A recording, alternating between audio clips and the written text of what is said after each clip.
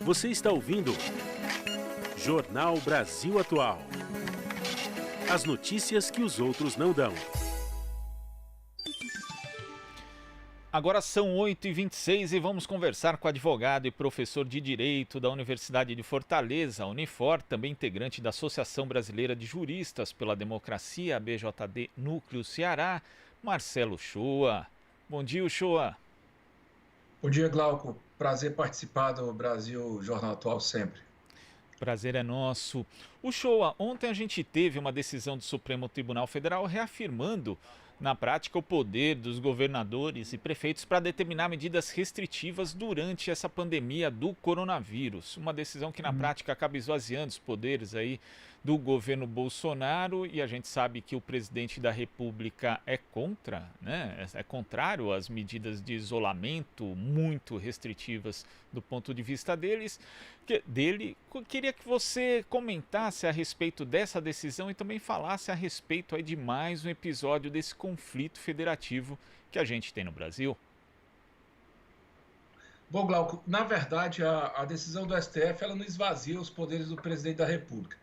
Ele só esclarece o seguinte, que existem competências entre os estados das unidades federativas e a União e também os municípios que elas são competências comuns. Então toda autoridade tem a possibilidade de estabelecer seus regramentos, suas normalizações sobre certos assuntos. No caso, há uma opção pelas ações dos governadores, porque as ações do governador estão se dando num momento claro e aberto de pandemia, em que o enfrentamento que deve ser tomado é aquele que utiliza as recomendações da Organização Mundial da Saúde como referência. Esses enfrentamentos estão sendo tomados pelos governadores. A linha do presidente da República é uma linha oposta, é uma linha de negar a pandemia, é uma linha de provocar o fim do isolamento social, de buscar aglomeração de pessoas, e o Supremo Tribunal Federal só disse assim, entre uma medida e a outra, nós vamos pela medida que vai ser aquela que justificará o melhor para a população. Porque, veja bem, Glauco, foi criada uma narrativa no Brasil pelo presidente da República, falsa, de que você tem a economia que precisa viver, aí fica aquela discussão, é a vida ou a economia? Olha só, sem vida não há economia. A economia precisa, para sobreviver, ter a vida. Então, assim, mantém a vida e depois você restaura a economia. Você não pode apostar na abertura do comércio para prestigiar a economia se as pessoas vão morrer, porque depois a economia também morre. É uma inversão de lógica, e eu acho que o Supremo Tribunal Federal só fez pôr os pingos nos is e estabelecer aquilo que tem que ser estabelecido, que a melhor medida é a que tem que ser tomada, que são as dos governadores. Agora, falando ainda nessa linha de conflito, né, que o presidente Jair Bolsonaro sempre acaba forçando, a gente tem também essa questão do Ministério da Saúde. Ontem tivemos mais aí uma sucessão de fatos durante o dia, desde uma publicação de uma carta de despedida do secretário Wanderson de Oliveira pela manhã, depois o anúncio da sua demissão. Mais tarde, o anúncio de que, na verdade, ele permaneceria em função do pedido do ministro da Saúde, Luiz Henrique Mandetta. Como é que você vê mais essa escalada desse conflito entre o ministro da Saúde e o presidente? E você não acha também que já está ficando um pouco, assim, cansativo demais isso, né? Sempre o ministro ali também poderia estar tentando lucrar politicamente em cima dessa situação? Eu acho que o ministro hoje ele é um ministro exonerado. Ele sabe que ele vai sair, ele está perdendo a motivação para continuar no cargo, mas ele tinha um apoio de um certo núcleo do governo, que era, digamos assim, o menos irracional, porque no governo as coisas não funcionam com base na razão, mas tem o extremo da não razoabilidade e aquele núcleo que ainda tenta ter um raciocínio. Então, ele tinha o apoio desse grupo aí. O problema, e por isso ele foi mantido, o problema é que ele resolveu comprar uma briga abertamente do ponto de vista de desautorizar de forma clara o presidente da República. O presidente já estava desautorizado, não precisava ninguém dizer isso. É um teatro que é montado para o presidente pensar que tem poder sem ter, mas o ministro, ao dizer isso com todas as letras, ele aí deu motivo para a sua saída. É claro que eu acho que saindo o ministro Mandetta, certamente este núcleo ligeiramente pensante do governo vai tentar encontrar um nome que também tenha razoabilidade no seu sentido. Agora vai ser uma pessoa mais alinhada com o presidente. E se for um negacionista, aí nós realmente vamos ter um perigo muito grande de ter uma evolução total, inclusive nessa política de repasse de investimentos, de aposta em certos testes e equipamentos e tal. Então, assim, eu só espero duas coisas. Que, saindo o ministro Mandetta, que ele continue apostando no SUS, porque quando ele entrou no governo, ele era um camarada que vinha, até então, lutando para, digamos assim, para desidratar o SUS. Ele tirava a verba da saúde, ele votou pelo golpe na presidenta Dilma, e agora ele está com o colete do SUS, o que é muito bom. Acabei de ver uma entrevista aqui no Jornal Brasil Atual, o professor dizendo, olha, é bom que essas pessoas aprendam. Que bom se tiverem aprendido. E que o próximo ministro mantenha essa orientação de uma forma mais discreta, continuar promovendo a política de isolamento, porque o presidente vai tentar puxar um fundamentalista negacionista, isso aí é criminoso contra o brasileiro e contra a humanidade em geral. A gente vai agora à participação de Marilu Cabanhas. Oi, Marilu. Você me perguntou, Glauco, me desculpa, se o ministro estava exagerando e queria lucrar. Ele está querendo lucrar, ele passou da bola aí tentando aparecer também, né? Certo. Vamos agora a Marilu Cabanhas. Oi, Marilu. Oi, Glauco. Oi, Uchoa. Prazer em falar com você novamente. Sempre Marilu, muito legal. Uchoa. Então, é o seguinte, Uchoa, a gente está falando sobre essa decisão também, né, do STF, e eu queria aprofundar um pouquinho no voto do Gilmar Mendes, né? Gilmar Mendes, ele disse que o Bolsonaro dispõe de poderes, né, para exonerar o seu ministro da Saúde, mas não para eventualmente exercer a política pública de caráter genocida. É bastante importante esse posicionamento e esse termo, né, caráter genocida, porque você acabou de falar, né, se entrar agora um ministro da Saúde negacionista, enfim, que siga estritamente as diretrizes aí do que quer o presidente da República, a gente pode estar sim diante de uma política de saúde genocida, não é isso, Uchoa? Marilu, não tem mais muita gente achando graça nessa atitude do presidente da República de negligenciar os aspectos científicos, negligenciar os fatos, negligenciar o montante de mortes que está havendo no mundo, inclusive no Brasil, que com todo o isolamento social é uma curva crescente. Então, eu acho que o ministro Gilmar Mendes, ele nessa colocação, ele expressa o ânimo de boa parte da sociedade brasileira, de quase a totalidade da sociedade brasileira, agora com a autoridade de quem é um ministro do STF, de que está dizendo, ó, se essa matéria chegar lá no STF, a minha decisão não vai ser pela irresponsabilidade, a minha decisão vai ser no sentido de restabelecer um bom procedimento, um procedimento minimamente razoável para o Estado, porque o Estado não pode advogar contra a sociedade, nesse caso, advogando expressamente contra a vida das pessoas. É um absurdo total. Olha só, nós estamos discutindo aqui no Brasil algo que foi superado no mundo, Marilu. O presidente da República é considerado por um jornal como o Washington Post como o pior líder global para enfrentar a pandemia. E isso não é uma brincadeira, isso não é uma coisa de quem não gosta do presidente, isso é um fato.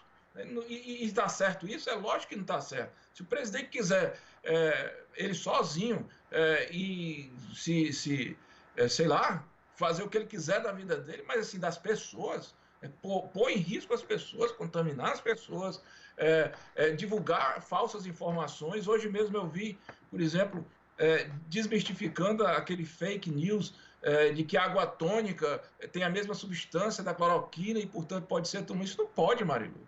Isso aí é um crime, e claro que é um genocídio, porque não é só contra pessoas, são contra muitas. Absurdo, né? Bom, enfim, agora a postura do presidente da República, né? Você viu que o deputado Rogério Correia, do PT, né, já tinha apresentado já em 31 de março um requerimento para que o presidente da República mostrasse enfim, o resultado, né, do teste, da testagem que ele fez. e parece que está indo adiante. Agora a Câmara está dando 30 dias para o Bolsonaro apresentar os resultados dos exames para a Covid-19. Ele, como é uma pessoa pública, essa informação tem que ser de domínio público, não é isso, Uchoa? Marilu, já deveria ter sido, né? Inclusive porque a OMS estabelece que todos os casos precisam ser informados para que a epidemia não evolua. Veja só que lá na Grã-Bretanha o ministro Boris Johnson assumiu que estava com a Covid. O príncipe Charles assumiu que estava com a Covid. Aqui no Brasil, por exemplo, aqui em Fortaleza, o prefeito assumiu que teve a Covid ontem. Salvo engano, o prefeito, o governador Witzel, um outro governador, acho que do Espírito Santo. Então, assim, todo mundo que tem responsabilidade assume isso do Pará. Assume porque não é uma questão... assim, se você tem a doença, você não precisa apresentar o atestado, você já está dizendo. Agora, se você não tem, você tem que provar, porque a informação tem que ser pública. Agora, veja bem, que o deputado petista foi muito inteligente, porque ele fez o requerimento e a Câmara endossou ao ministro da Secretaria da Presidência da República. E o ministro, por sua vez, ele é obrigado pelo artigo 50 da Constituição a devolver a informação, a responder a informação sob pena de crime de responsabilidade. O artigo 50 diz expressamente da Constituição que é crime de responsabilidade não responder aos questionamentos da Câmara dos Deputados. Agora, qual é o problema aí, Marilu, disso tudo? É que se o exame for apresentado e o exame for fidedigno e ficar comprovado que o presidente teve infectado pela Covid-19 no dia 15 de março ou em alguns outros episódios depois, ele pode ter incorrido na infração do artigo 131 do Código Penal, que é o perigo de contágio e moléstia grave, no artigo 132, no artigo 131 o artigo 132, que é expor a saúde e a vida de outro é perigo direto e iminente, o artigo 267, que é causar epidemia mediante propagação de germes patogênicos, e o artigo 268 do Código Penal, que é infringir determinação do poder público destinada a impedir introdução ou propagação de doença contagiosa. Portanto, você vê aí a situação. Nós estamos num Brasil em que uma facada na eleição ainda hoje é contestada. Então, agora a gente está esperando que este exame apresentado seja um exame fidedigno. Eu tenho minhas dúvidas, mas vou acreditar, vamos supor que as pessoas vão ter responsabilidade com isso. De qualquer forma, foi dado 30 dias, você sabe muito bem, mesmo sendo lei como eu sou nesse assunto, que em 30 dias dá para você contrair essa doença, ficar bom, contrair de novo, passar essa doença para milhares de pessoas, infectar diretamente ou evoluir a epidemia. Vamos ver, né? Mas foi muito boa a atitude do deputado do PT e, mais importante ainda, a decisão da Câmara de endossar aquela informação e solicitar, porque tem que ser respondida, Marilu. A gente não pode fazer de conta que um país pode ser administrado como se administra a própria, não digo nem a casa, né? Que você não administra uma casa de uma forma tão desorganizada. Tem que ter um comando, tem que ter um controle, tem que ter um mínimo de direcionamento possível para a gente ter estabilidade e conseguir sonhar com o futuro. Como é que a gente vai sonhar com o futuro se a gente não vê na presidência da República uma possibilidade de estabelecer um ânimo equilibrado para o porvir? Não é isso? Exato. E, bom, não sei se tem tempo ainda. Como é que está aí a questão do tempo, Glauco? Ele que está no comando aí. Pode perguntar, Marilu. Pode perguntar? Então, o show é o seguinte, ainda sobre essa decisão de ontem, né, do STF, o Gilmar Mendes classificou como curioso, né, o fato de que se um governador instituísse uma política que pusesse em risco a vida da população, ele seria passível de intervenção federal por parte da União. E agora eu pergunto para você, o inverso não pode, não? Boa pergunta, Marilu. Olha, eu vou começar a estudar isso, não sei te dizer, mas é o que eu tenho falado, assim, você não precisa de intervenção. Um crime de responsabilidade, ele sujeita o presidente da República ao impeachment. O que precisa? A Câmara fazer um esforço de entender que a naturalização do crime de responsabilidade é um prejuízo para o Brasil. E, claro, se houver a necessidade de uma intervenção, olha, eu já aprendi que no direito, você havendo a motivação, você estabelece do jeito que você quiser. Uma presidenta do Brasil foi legitimamente eleita, foi destituída do cargo sem ter cometido crime de responsabilidade fiscal. Um presidente da República, ex-presidente da República, talvez o presidente mais expressivo do século XX, XXI, um líder campeão de popularidade, foi preso sem provas. Então, assim, o direito, ele às vezes é apenas o arcabouço, mas a motivação de fundo é que justifica e legitima. Então, é claro que a gente não pode permitir que um presidente completamente necrosado, do ponto de vista racional, permaneça à frente do Brasil. É uma pena que dependa também para retirá-lo, por exemplo, nos crimes comuns, de uma ação do Procurador-Geral da República, que já está arquivando tudo.